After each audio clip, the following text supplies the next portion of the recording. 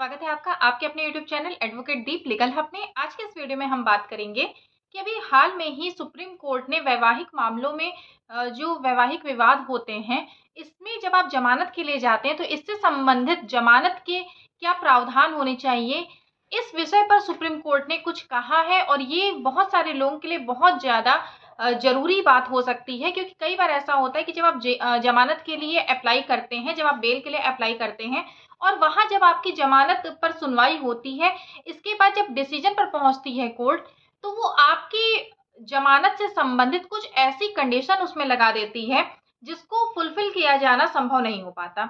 अब चूँकि मामला क्या है, मामला है आपका वैवाहिक विवाद से संबंधित, मतलब पति-पत्नी के बीच का मामला है। इसमें आपके खिलाफ 498 ए, 406, 323, 504 इस तरह की जो भी धाराएँ हैं, जो कि आईपीसी में थी, अब वही धाराएँ आपकी बदल गई हैं।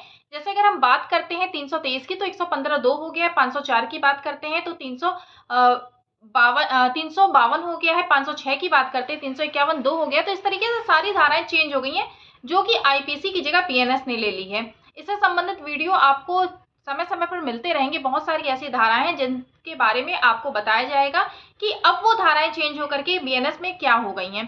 तो इस तरह की जो भी आप 498 ए की अगर हम बात करते हैं तो 85-86 बन गया है।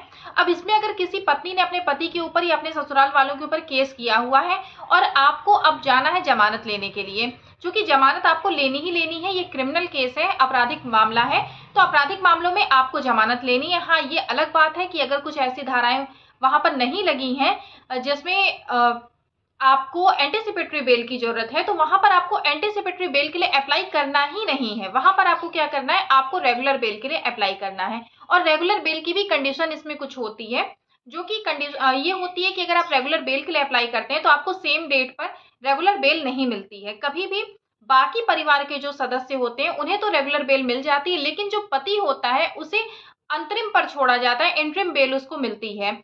और ये जो मामले होते हैं 498 ए के, उसमें अंतरिम जमानत इसलिए देती है कोर्ट, क्योंकि अगर पति पत्नी के बीच का मामला है तो हो सकता है कि सुलह समझौते के माध्यम से इसमें कुछ समझौता हो सकता है। इस वजह से इसमें अंतरिम दिया जाता है और मीडिएशन में ट्रांसफर कर दी जाती है फाइल।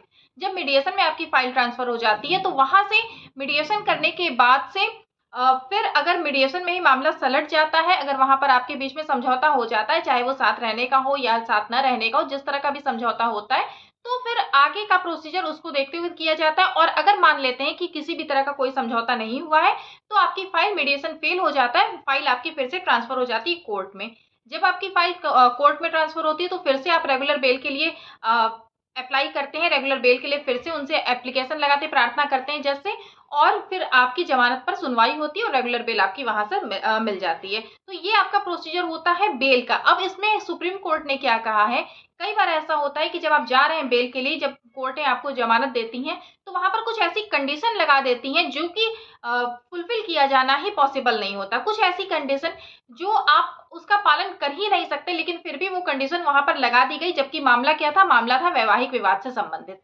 तो इसमें सुप्रीम कोर्ट ने क्या कहा, पहले हम ये जानते हैं। दूसरी बात हम ये करेंगे कि अगर अब आपको अपने केस में जाना है, अपने मामले को रद्द करवाने के लिए जाना है, क्वेसिंग के लिए आपको जाना है, तो आप किस धारा के अंतर्गत जाएंगे, और इस पर भी हाई कोर्ट ने क्या कहा है, ये भी आपके लिए जानना बहुत जरूरी है।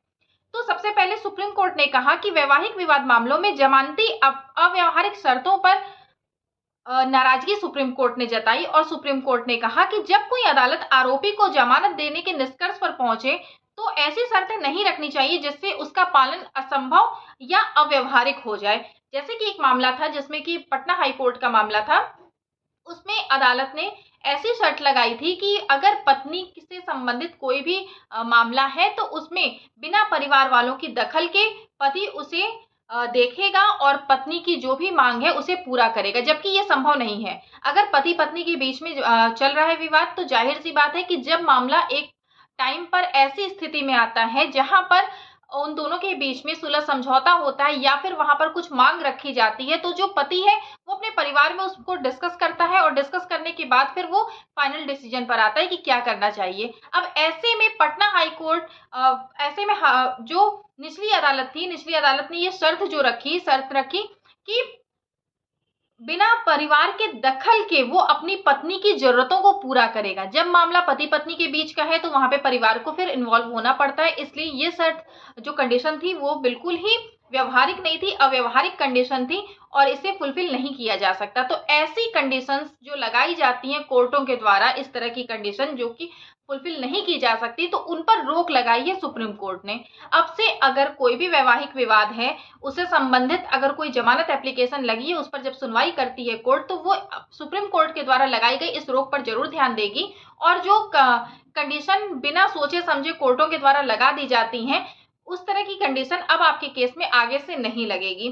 तो ये आपके लिए बहुत ही एक अच्छी बात है, क्योंकि बहुत सारे ऐसे लोग होते हैं, बहुत सारे ऐसे पति हैं, वो जब जमानत के लिए गए हैं और जब उन्हें जमानत मिली है तो वहां पर उनके जमानत से संबंधित जब ऑर्डर हुआ है तो उसमें कुछ कंडीशन कोर्ट के द्वारा लगा दी गई है, जिससे वो बहुत ज्यादा परेशान हो जाते हैं। तो इस तरह की चीजों से अब आपको राहत मिल जाएगी। दूसरी चीज हमारी है कि अब पहले जो हम जाते थे क्वेसिंग में, तो हम 482 में जाते थे।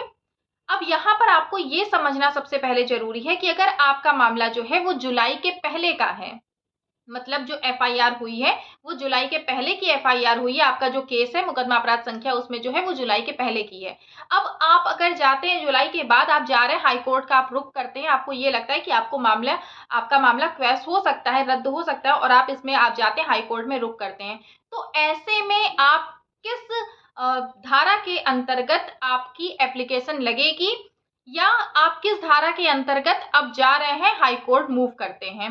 क्वेसिंग में आपको कब जाना है ये हमने आपको कई बार बताया अपने वीडियो के माध्यम से कि जब आपको लगता है कि आपके पास सफिशिएंट प्रूफ है जिससे आपका मामला हाई कोर्ट के द्वारा रद्द किया जा सकता है, आप जिस पॉइंट को वहां पर रख रहे हैं उससे संबंधित आपके पास प्रूफ होना चाहिए।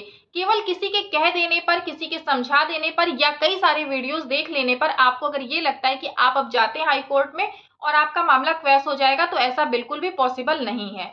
मामला क्वैश तभी होगा जब आपके पास कुछ ऐसे उसमें ग्राउंड हैं जिस ग्राउंड पर आपको पता है कि हाई कोर्ट सेटिस्फाई हो सकती है, माननीय उच्च न्यायालय जो है वो सेटिस्फाई हो सकती है कि हाँ ये मामला पूरी तरीके से झूठा है और इसमें कहीं भी कोई भी दम नहीं है, तो ही ऐसी स्थिति में ही उस मामले को क्वैश किया जाता है, रद्द किया जाता है। ये बात हमने आपको कई बार बताई है। अब ये आपके मामले में केवल तभी बताया जा सकता है सही से जब आपके एफआईआर को, चार्जशीट को और साथ ही साथ जो भी आपके पास प्रूफ वगैरह उन सारी चीजों को देखा जा सके, उन्हें पढ़ा जा सके, समझा जा सके, इसके बाद आपको क्लियर इसमें बताया जा सकता है।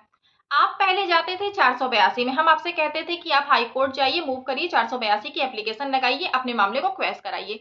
लेकिन अभी उच्च न्यायालय ने इस पर बहुत ही क्लियर कट बात बताई है कि अगर आपका मामला जुलाई के पहले का भी है लेकिन आप जुलाई के बाद आप एप्लीकेशन लगा रहे हैं, आप जुलाई के बाद आप मूव कर रहे हैं हाई कोर्ट में, तो आपका जो एप्लीकेशन है, जो आपकी क्वैशिंग की जो एप्लीकेशन है रद्द करने के लिए जो आप लगा रहे हैं, वो आपका 482 में न लग करके वो बीएनएसएस के 528 धारा जो इसकी है 528 इसमें अब से लगेगा।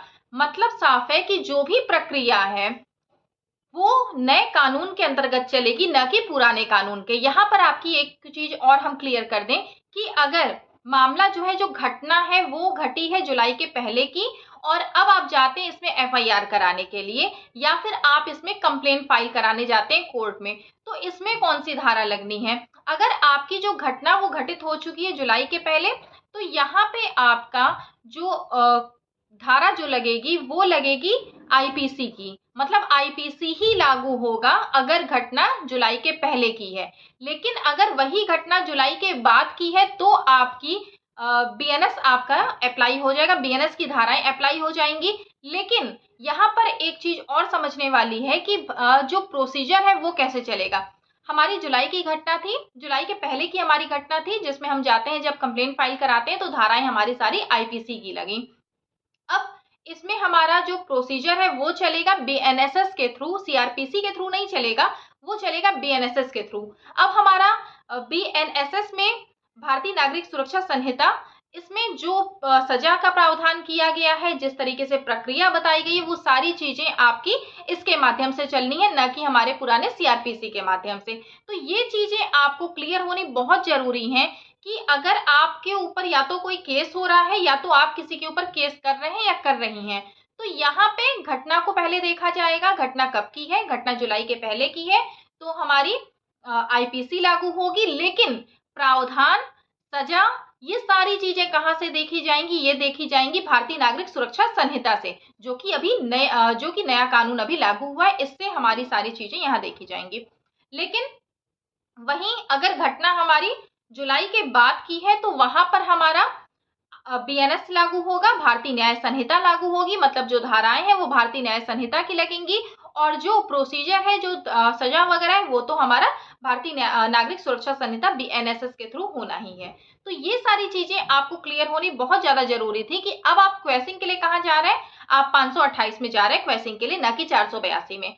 आपको हमेशा समय के साथ साथ अपडेट होना इसलिए भी जरूरी है क्योंकि हो सकता है कि जब आप जाते हैं केस करने के लिए, अब आप कहीं से पुराने वीडियोस देख करके आप जा रहे हैं। अब आपके वकील साहब आपसे कहते हैं कि नहीं, यहाँ पे ये धारा नहीं लगेगी, ये धारा लगेगी। अब आप वहीं पे उनसे कहने लगते हैं कि नहीं नहीं, ऐसा नहीं है, हम तो जानते हैं कि ये नहीं, ऐसे नहीं, ऐसे होना है। तो आपके पास सारी चीजें क्लियर होनी जरूरी है, आपको अपडेट होना जरूरी है।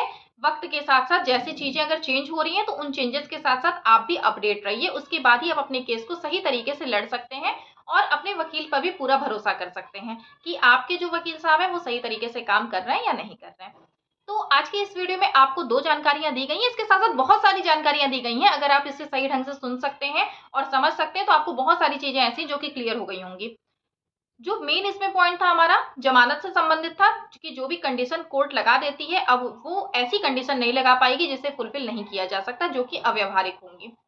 दूसरी चीज कि आपको अगर क्वेसिंग में जाना है तो आपको किस धारा के अंतर्गत अब जाना है क्वेसिंग में, या प्रोसीजर किस धारा के अंतर्गत, किस एक्ट के अंतर्गत अब से चलेगा। तो ये सारी चीजें आपकी क्लियर कर दी गई हैं। इसके अलावा भी अगर आपकी कोई क्वेरी होगी तो आप कमेंट बॉक्स में लिख दीजिएगा। उसका अगर आपको कमेंट के माध्यम से जवाब देना संभव होगा तो हम कमेंट के माध्यम से उसका जवाब दे देंगे। और अगर आप अपने किसी मुकदमे से संबंधित हमसे कोई राय लेना चाहते हैं, कुछ पूछना चाहते हैं, तो आपको नीचे डिस्क्रिप्शन में एक व्हाट्सएप नंबर मिल जाएगा। उस नंबर पर आप व्हाट्सएप करिए, आपको वहां से डिटेल मिलेगी कैसे आप हमसे संपर्क कर सकते हैं। इसकी कुछ नॉमिनल फीस जो है वो रखी गई है। उस फीस को जब आप पेड करते हैं तो इसके बाद ही आपका अपॉइंटमेंट आपकी बुक होती है और आपको एक टाइम दिया जाता है जिस टाइम पर हम आपको खुद ही कॉल करते हैं। वीडियो को लास्ट तक देखने के लिए बहुत बहुत धन्यवाद।